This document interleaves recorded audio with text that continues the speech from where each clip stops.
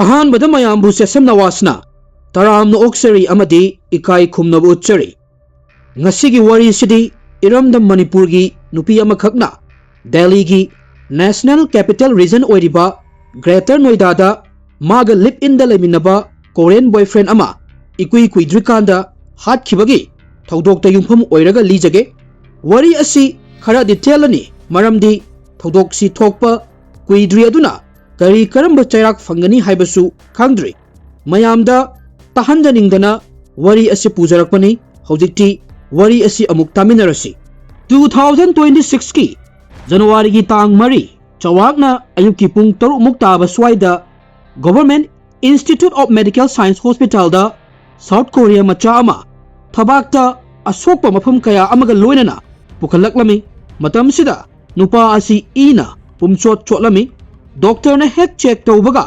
South Korea macha asi hospital da Sinapur e hairami chahi nifuteret suraba duk hi yu haukiba chahi taradagi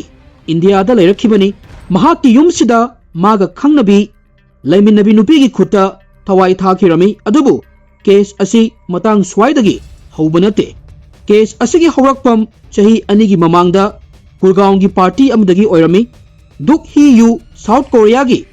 Kyongju city dagini amadi India da haukiba chahi taradagi lairaklami mahak logistic company amagi branch manager ni Greater Noida gi ATS POS Highways hairiba khara chawkhatlaba awang ba apartment mayam leiba mafam sida leirami mahaki punsi mai paklaba punsi amakhakni haiba yai amadi yam nungaina hinglami adubu ningba kairaga pendaba ama leibagi mawong amakhakti mali masi hairibagi maramdi mahaksi yurai churaba mioi amakhakni nungtigi yuse fazana thaklami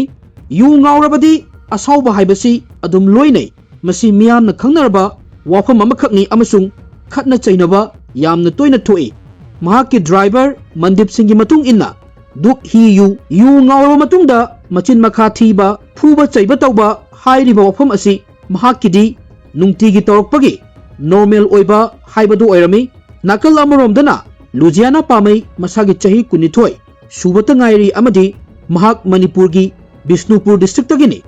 mahak thabak tawdabana maram oiraga sel thumgi matang simadi duk hi yudagi lauba tarami mahaki makha poli chahi anigi mamangda makoi ani Gurgaon gi party amada thengnakibani amasung makoi ani nungsinarami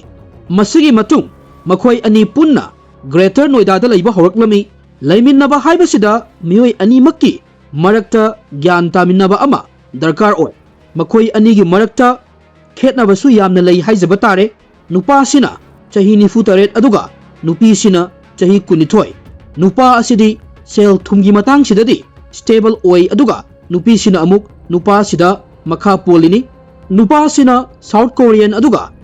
nupi sina Indian aduga khwaidagi maru oiba ofam amana nupa sina yurai chuba aduga nupi sina amuk nupa sibu semdoknaba hotnaba makhoi anibu numit khudingi uriba mandip singi matung inna duk amadi lunjiana pamai kaisu nataba maramgi yamna toina khatnai hairami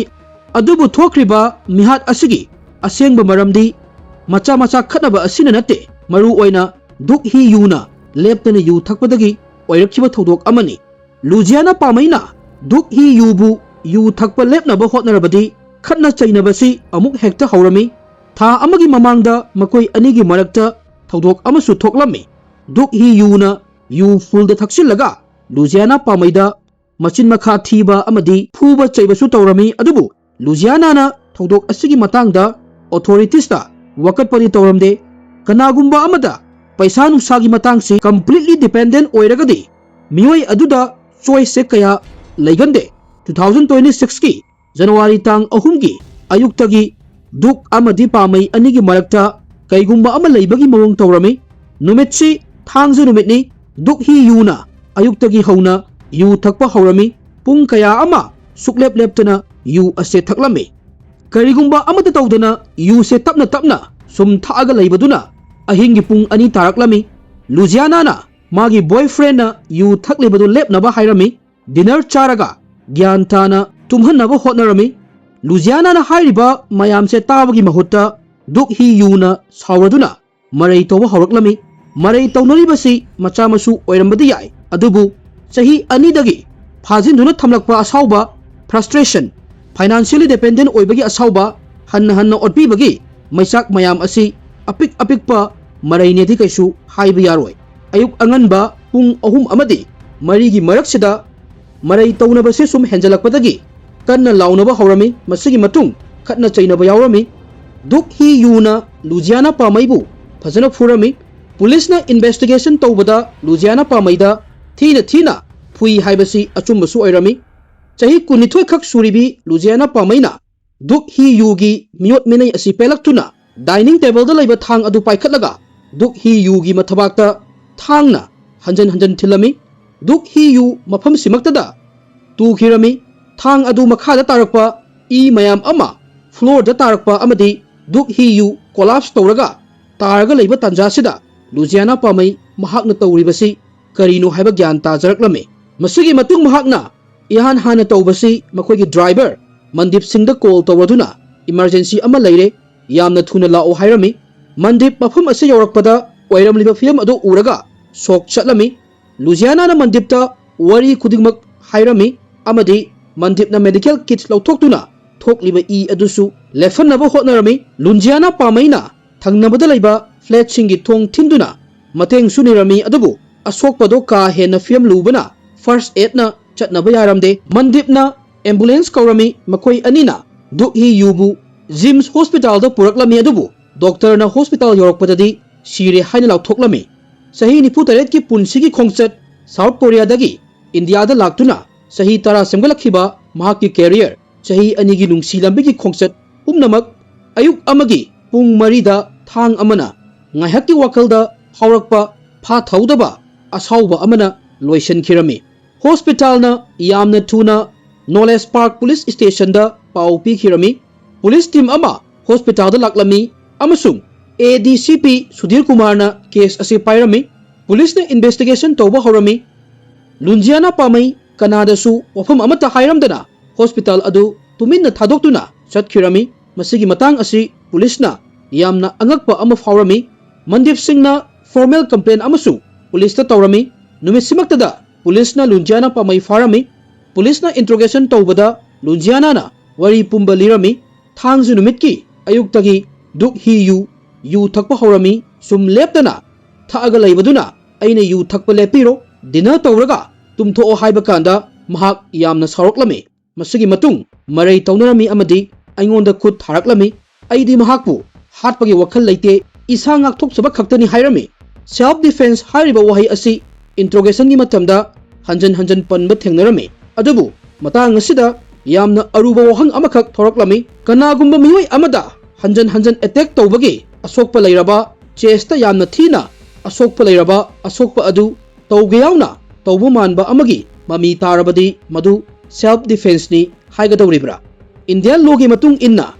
self defense ki matang sida mi ama siba yabagi force sinaba yade amadi hanjan attack tawbagi matang sidadi self defense ni haibada legally khara wana thoi adubu nakal amaromdana Louisiana pamai chahi ani duk hi yugi miyot minai khangduna laklibani hojik police na case asigi matangda makha taba investigation tawraga leiri thawdok asida si nakhiba thangsu fanglami room manungdagi first aid pinaba medical kit su fanglami embassy na duk hi yugi imung manungda pau pi khirami imung manunggi mi lao yadabadagi embassy yauna duk hi yugi masa postmortem tawrami 2026 ki January tang mangada court hearing tawraba matung Louisiana pamaibu numit 13 nigi judicial custody da thasan khirami makha taba thabak thawramdi matam yamna changkhini mi ama haturbanina chairakti suksoi soidana fangani kayam kuina jail da laigani haibadi matamna purakani mayamna wari se taraga isa gi oiba wakhallon amamamtang phongdok piramu yum panminna dawriba nupa nupi anigi marakta chahi yamna gap laibasi phai haina khanbra natragana fatte haina khanbra haibadusu thambiramu wari se sumli jarakpana ngasidi iramdamgi miyoina toba crime amagi matangsu yausalae